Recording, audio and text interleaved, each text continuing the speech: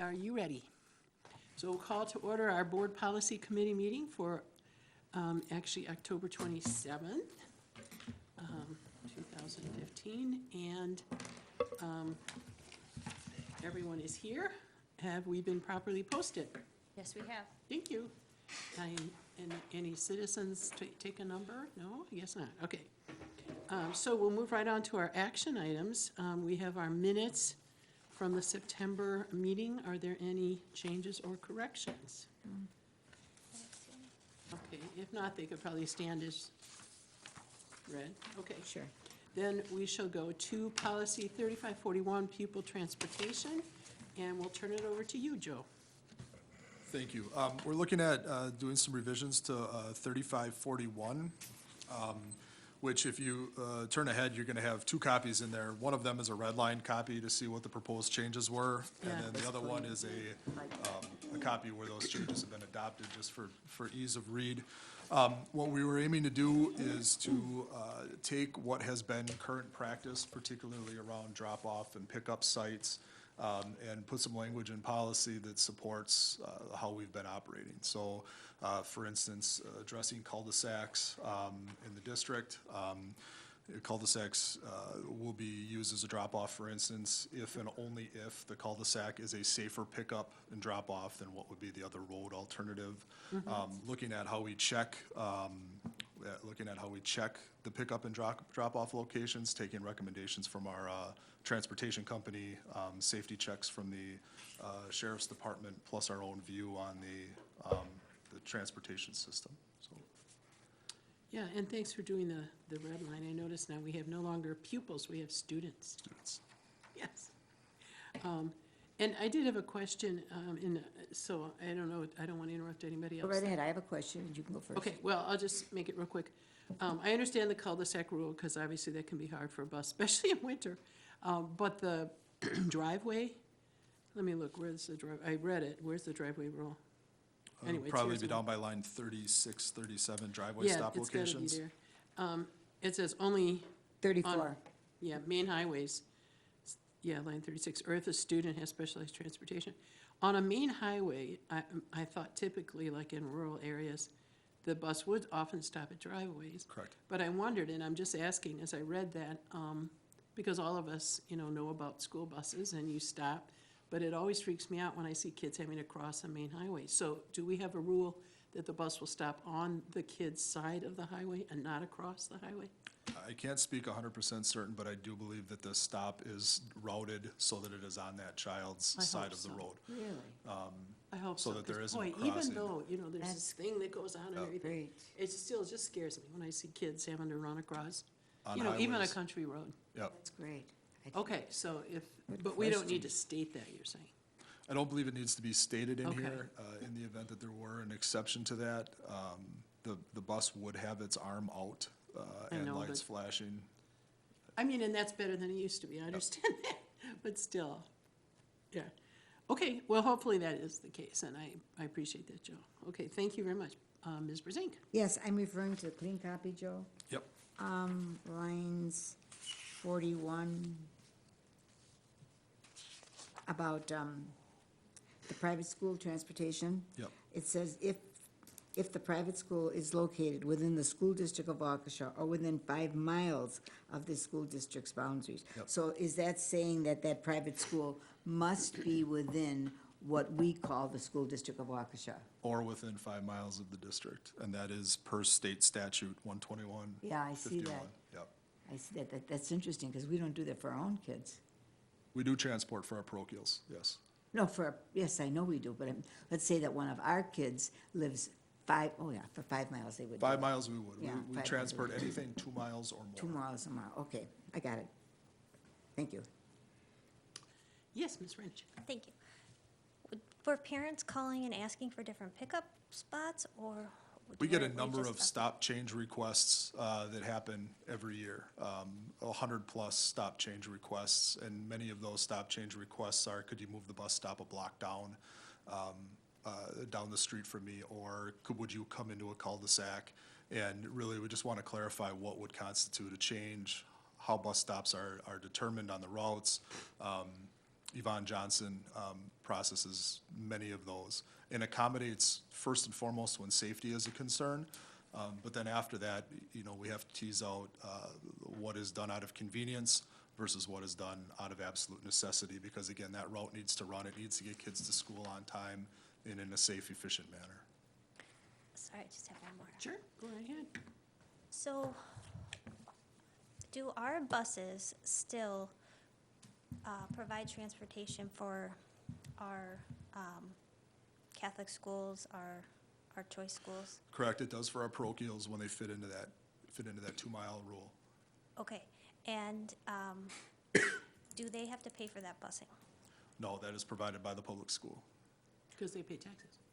Okay, but when our kids go to a charter school, that's not provided. Correct.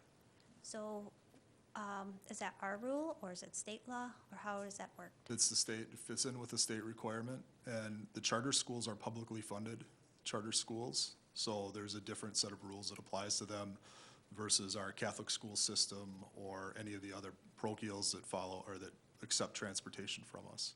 So that's a perk to paying the tuition to a parochial school, is having the bus, not I having think- to pay for the I bus. think it's I think for the families that attend the parochial school, their property taxes still go to support the public school system, whereas the students who are in a publicly funded charter, their taxes are often diverted to what that charter is. They're getting the tax dollars from someone to run that charter program.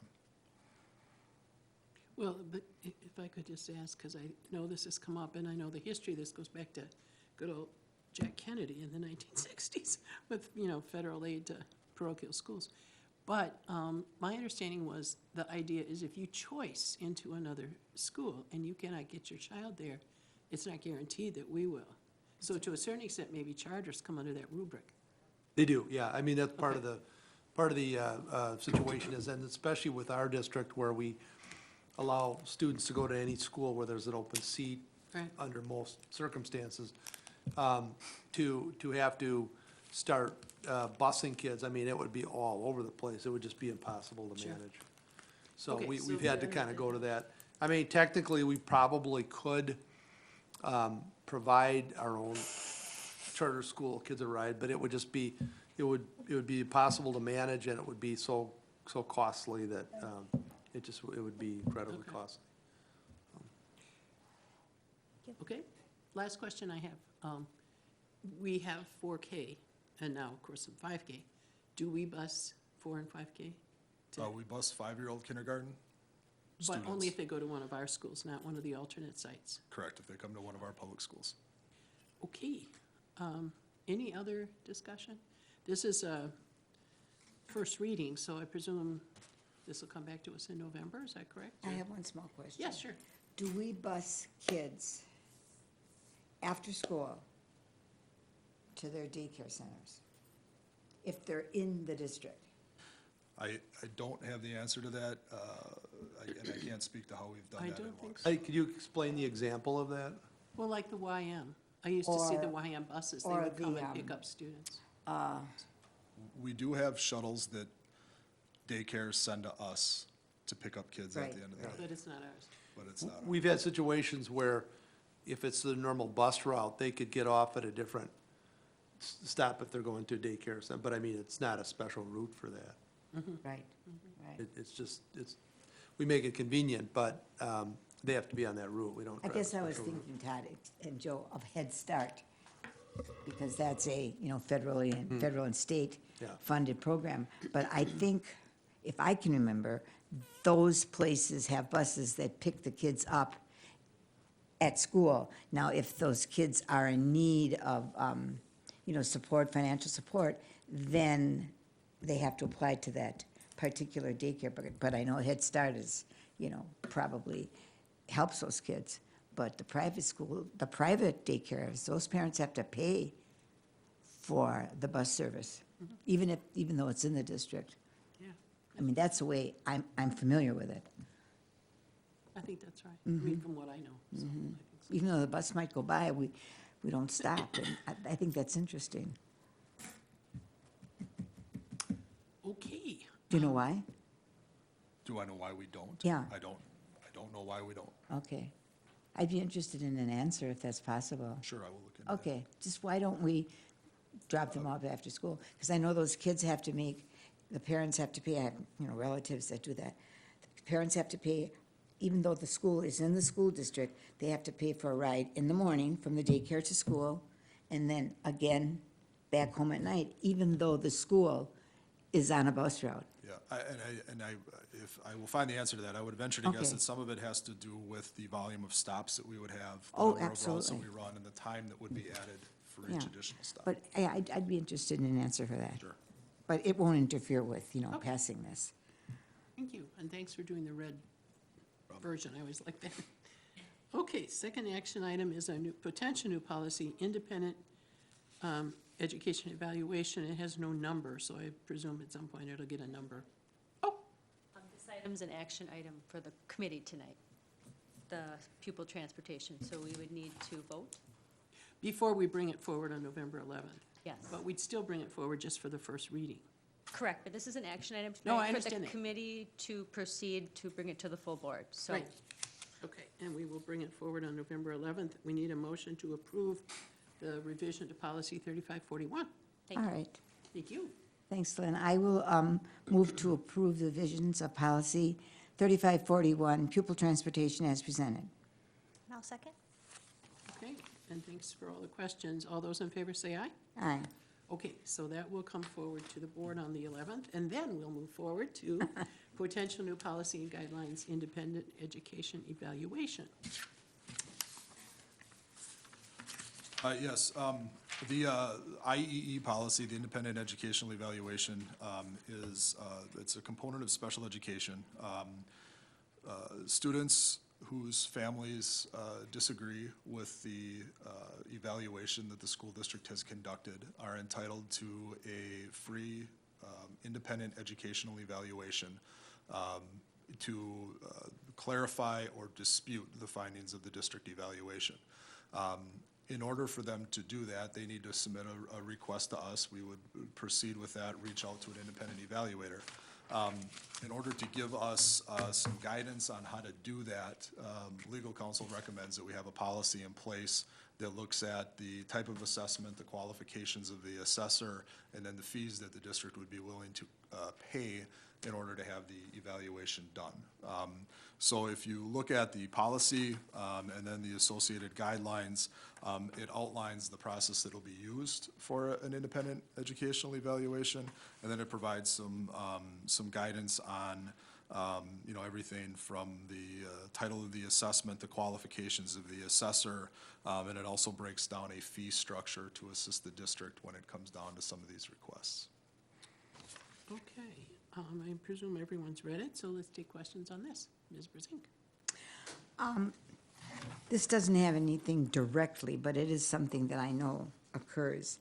When teachers have concerns about students' ability to pay attention, students' ability to sit still, et cetera, doctors frequently call it ADD or call it ADHD, but we need to make sure that that remains a medical diagnosis and that we don't have staff that say, I suspect. I think, unless I'm wrong, because I No, guess I our- thought that was, they could say the child displays characteristics, ta-da, but I don't know that we are, appropriate to say that. We don't diagnose medical I know we things. don't. Staff have processes and procedures in their school, from the SST process and the PST process, to address concerns that they have with students in their class. Our psychologists and social workers and guidance counselors sit on those teams Right. to help provide some direction and Right. help with the outreach to families. Right. If we are noticing some things, just to do some follow-up. Where this helps us is, we're often getting physicians who are writing IEP or 504 Oh, no, on no, a no. prescription That's- plan, that's not prescription appropriate. pad. So what we're looking to do is just to try to capture and give some protection to us and also some guidance on how to operate when these requests come in. Sure, but my concern was, that educational staff in a school district should not say to the parent, I think your child is ADD. Correct, without using those terms. They should definitely speak to what their observations are. Right, but there are observations about, the characteristics of what the student is displaying, but unfortunately, people will say to me, oh, my child's teacher said that, so-and-so has ADD. Well, I said, you got to talk to your doctor about that because that's not an educational diagnosis, that's a medical diagnosis. Is that correct? That is correct. Thank you. And I have another question. Please go right Okay. ahead. I notice we have a very well-rounded battery of evaluation tools available. I was, very, very impressed. I don't want to assume, so I'm going to ask you, can all of our psychologists give these tests and, evaluate the results and determine the needs of a child? These are all assessments that our staff, our speech and language pathologists, our psychologists, our diagnosticians would be familiar Okay. with and I would be thought able so. to use and interpret. I thought so. But now social workers do not administer these tests. Our diagnosticians would be licensed special ed teachers who are administering, for instance, a Woodcock-Johnson, our psychologist administering the those. intellectual assessments that would be associated with it, our speech and language Right, pathologists using I their thought so. assessments. Good, because there's certainly a lot of them out there. I remember many of them, but it's a wide variety, but they come prepared to administer those Yep. tests. Great. Question? No? I just had a couple, Joe. One is starting on line 10, I think it is. I read this a couple times. I think it's unclear, so please help me. It sounds to me like a parent would exercise this option if they were basically not happy with what had happened. I mean, theoretically, that's what would happen. But then it says that they have to pay for it, but then it says whether provided at public or private expense, and that if they're not happy, then they don't have to pay. I mean, I'm paraphrasing, but it seems real unclear as to who pays. So a request would come in for an independent educational evaluation. Right. The district, knowing that that is a parent's right to do it, would determine in writing if we were going to acknowledge that or Right. not. If we acknowledge it, then we would kind of be going forward in this policy and guidelines to what could be followed up with, and then the dollar amount that would be associated with that follow-up based off of the evaluation type. If we did not agree to it, we'd be going down the road of due process with the family to explain why we didn't agree with it.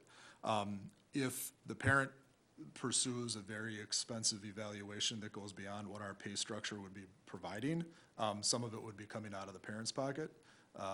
If the parent went, oftentimes what we get is a psych assessment from Right.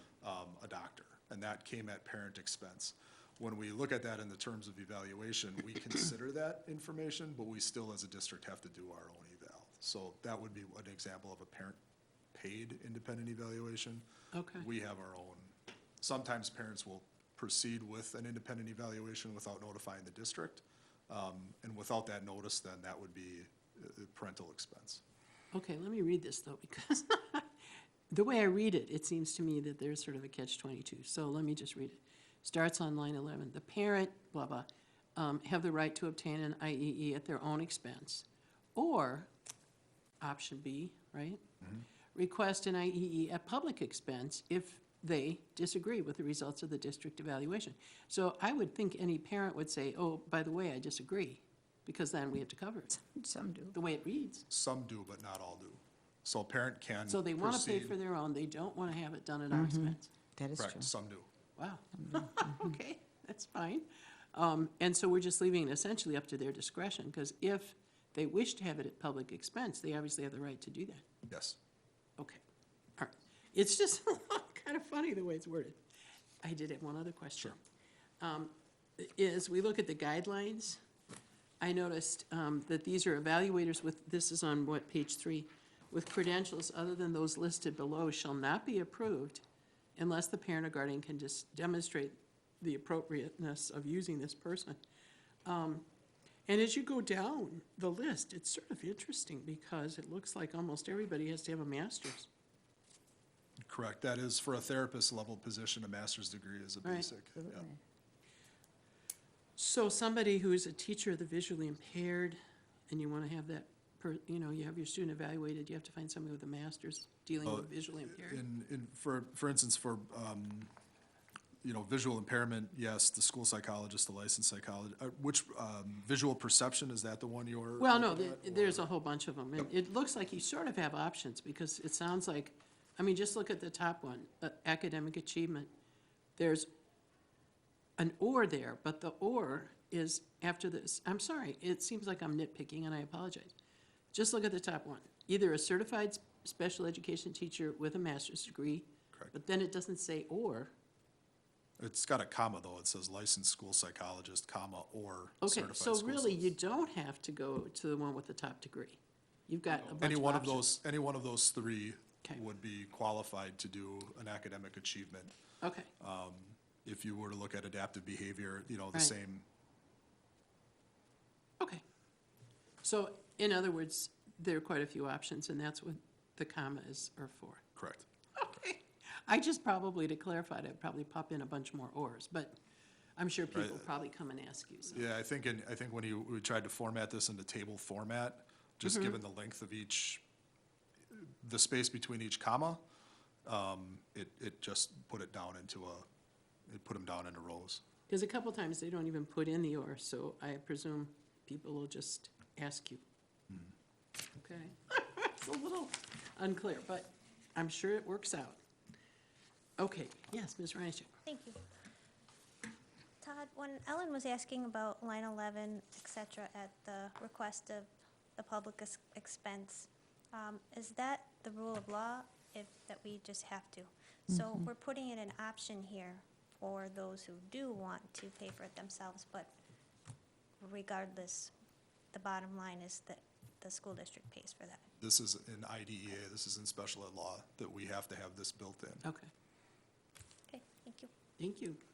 Other questions? on I that? do. Yes.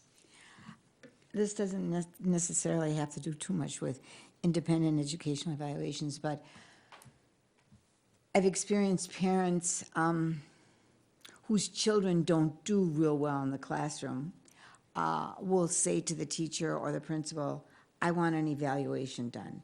So we used to have a team that would meet once a week in the morning, and it was made up of psychologists, social workers, teachers, et cetera.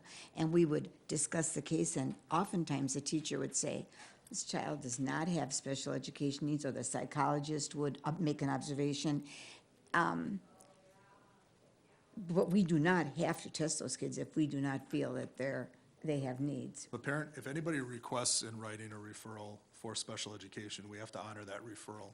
So we have to initiate the referral process. We would bring together a team of people to Yes. do a review of current information, assessment information, how this child is performing. Right. But we have to honor any referral that is made. Do you, well then, are we testing then, even though the team may say it's We not did necessary? between reevals and evaluations for all areas, we did about 1,100 evaluations I last year. know. So we do treat that very, very seriously. So you do it? Correct. We had a DPI complaint a little over a year ago about that not being done to the parent satisfaction, and we've made sure that we've put in the corrective action. So if we do get a request for a referral, we follow to the letter of the law, and we follow through with what that referral, the direction that takes us. And is that a state statute? That is grounded in IDEA, yep. Okay, oh, that's an IDEA, okay. Thank you. But it didn't used to be that way. It's, we do have processes in school, again, that if a teacher has a concern about a child, they come together, they take a look at how the kid's Absolutely. performing. Is an intervention gonna help, implementing the intervention? But if we do get a request for a special education evaluation, we honor that Yeah. request. Because I remember having weekly meetings, and any teacher could bring forward a student, and then the whole team would discuss it. I don't know if they do that anymore, but it was a good process. But I do remember, I don't think IDEA was out in the old-fashioned days, and so I don't know that we had to test if the team agreed that it was not necessary. It's been updated a few times, but this is the 40th year of IDEA. It started 1975 was when it was first signed into Interesting. law. And there have been a couple of reviews along the way, but So we will do the assessment. we do the assessment, absolutely. Just Thank you. a comment, then I know we have to vote on this, and we'll find out its number later. But I recall when, I think it was my older daughter was at Randall and was in GT. There was a very unhappy parent who wanted her son in GT. And didn't succeed. There's no legislation for an appeal there. I mean, so it's interesting when you think about how we structure our educational needs, system yeah. in our state, and I think it's fine to deal with special needs on one end of the spectrum, but not on the other. That parent had no There- recourse. There are GT statutes, there and are, okay. they are supported. They're Okay. not funded statutes, but they are supported statutes. And there is recourse at the state level, but what that recourse looks like is gonna be different than in IDEA and special education. Yeah, okay, thank you, you know it all. You're I've amazing. been on the complaint Yes. end of a couple of those things. He So No, thank you, does. Joe, okay. All right, we're gonna act on this, and at some point, it'll get a number, I presume. Yep. Okay, so we need a motion for this IEE eval, or whatever, IE eval. I would like to make a motion to accept potential new policy, independent education evaluation, as presented. Okay, Second. thank you, all those in favor? Aye. Okay, and it will become numbered and will come in November 11th. Okay, then we have just the two information items, and I did not hear back from anyone, I don't know if either of you did, from our first reading of revision to policy 4114, health examination and tuberculosis test, bloodborne pathogens, and policy 4116, employee alcohol and other drug use, and 4114G from our meeting in October, which we presented. I have not heard any revisions or corrections. So am I correct then that we'll bring it forward on the 11th for a second reading, both of these? So, okay. So we don't have to act on them because we've already done that, I believe. Okay, and then it says, discussion items, any other policies that anyone knows at this point from our group that might need consideration? Otherwise, our staff is always very good at bringing things to our attention that we might not have thought of, but I don't hear anything, so, okay, with that, we are adjourned until Tuesday, November 17th.